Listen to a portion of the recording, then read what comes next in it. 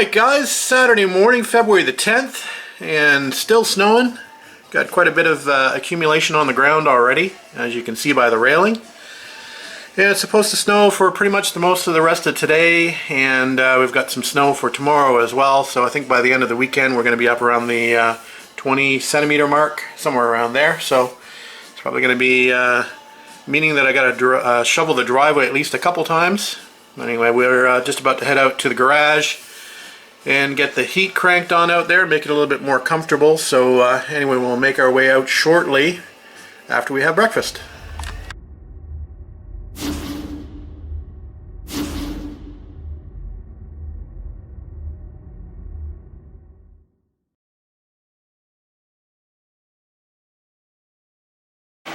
Alright guys, I am out in the garage. I haven't been filming because it's just really boring, just trying to fit the rear fender up and to get it tightened up at all locations. So I'm not going to bore you with the details of doing that. It's just a lot of fiddling around and nothing worthwhile filming, but I just want to let you know that I was out here doing that.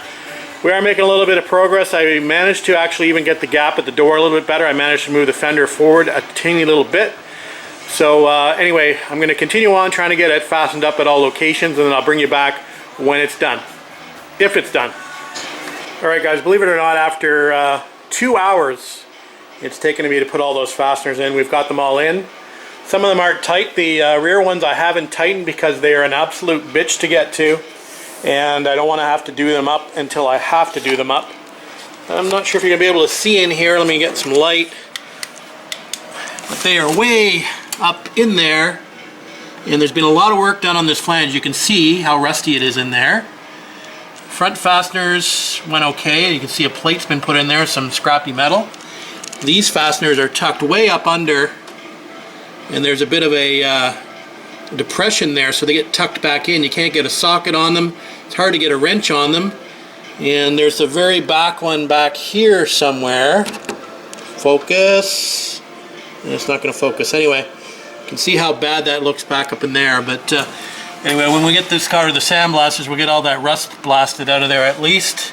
I'm not sure how much else we'll be able to do, but at least we've got the fasteners in the correct locations now, and the fasteners are bolted up 100% to the fender. So anyway, glad that's done.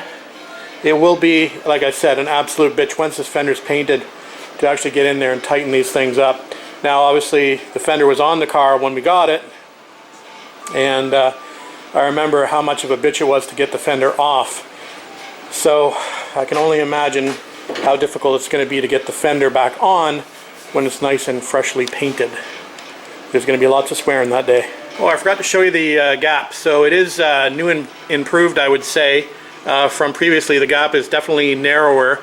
There's a few spots where it goes a little bit wider back in here, and a little bit narrower here where I put that strip in, so I'd have to grind that back out here a little bit. But other than that, it's definitely better than it was before. It doesn't fit too bad considering how bad this car is overall and how many patches have been put in and how much work it's been done on it previously. So I guess I can live with that. That doesn't look too bad. As long as I can live with it, I'm good. Alright guys, just coming up to 8:40 on Saturday evening, and we've been pretty much out here all day, and it's kind of looking like a car again. Oof. Getting these fenders on, the rear fenders, is an absolute nightmare on this car. Anyway, they're on both sides, and it's looking not too bad. I thought I would take you for a quick trip around the car so you can see how my gaps are working out. I don't have the fenders on the front bolted 100%. They are bolted enough that they are not going to move, and they are bolted where they're going to be. So you can check the gaps out. I'm just going to grab a light here, and I'll take you for a spin. Alright, so door gap looks pretty good from top to bottom on the driver's side. Got a little bit of a stick out on the sill, but we'll fix that with some probably a little Bondo or a little bit of short strand fiberglass work.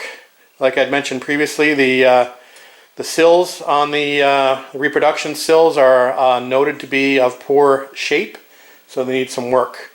Anyway, so that gap's not too bad.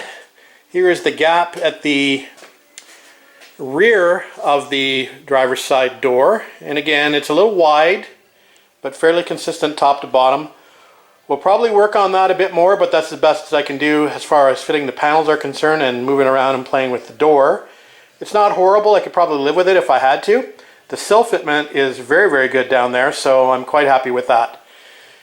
Around to the back of the car, I did put the trunk lid on just for fun. Just got it zip tied there, but just wanted to check the fit between the rear valence and the sides. As far as that's concerned, those gaps look pretty good and pretty consistent. This looks pretty darn good down here. Again, remember there's going to be a piece of beading that goes in there, but all in all I'm pretty happy with that on the driver's side. So that looks good. Again, it'll need some body work, but that's going to work out okay. Our previously repaired passenger side still looking pretty good. Again, a little wide on the top there, but we got that piece of beading to go in there, and we've got a fastener that we can tighten up a bit more there as well. That's not looking too bad. As far as gaps along the tops of the fenders are concerned, they're pretty consistent all the way along on the passenger side.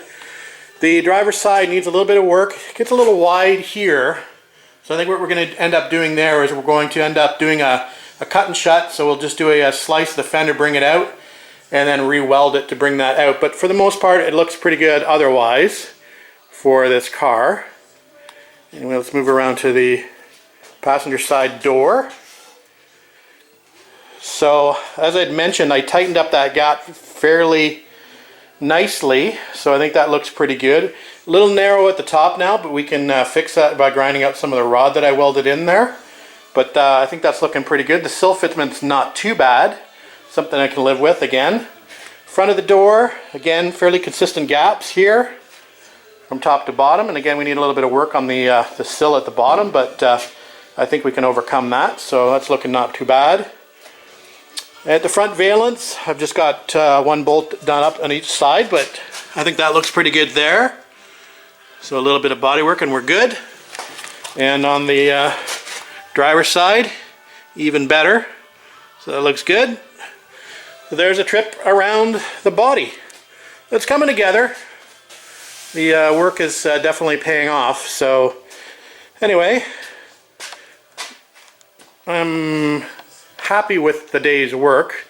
I'm happy that I got the fenders finally mounted, and it seems like we're going in the right direction, which is a good thing.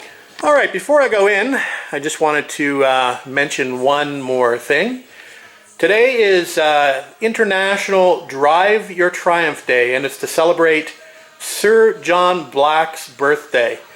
So you may not know who Sir John Black is. Well, if you are a Triumph owner, and a Triumph TR owner in particular, you'll probably recognize the name. Sir John Black brought together Standard and Triumph back in the days after the war, and created the first prototype for the TR2 sports car. I believe it was called TS20 off the top of my head. Anyway, so he's really the instigator behind the TR series of cars.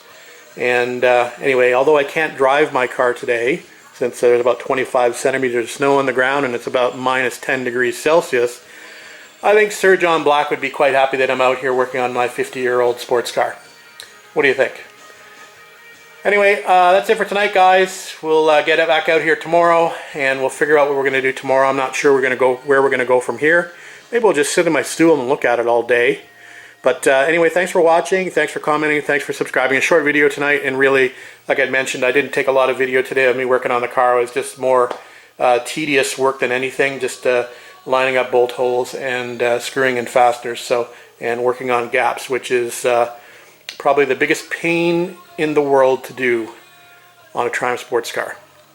Anyway, they can never be good enough. That's it for tonight. Talk to you later.